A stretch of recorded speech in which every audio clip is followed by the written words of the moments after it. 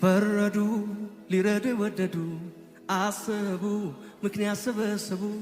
ዝም አልኩ እንዳሉኝ ሆንኩ ለበጎ ነው ቢሉኝ አሜን ብዬ ቆምኩኝ አጥፍተሃል ቢሉኝ ማረኝ ማረኝ አልኩኝ ጠላት ነው ያሉ ይለት ቆምኩኝ ለጦርነት የጠው ጠቆሙኝ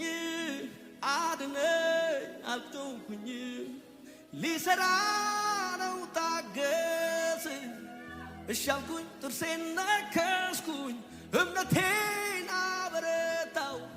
ቆምኩኝ በረታው ጸናው አንዳንዴ ሕይወት እንዲህ ነው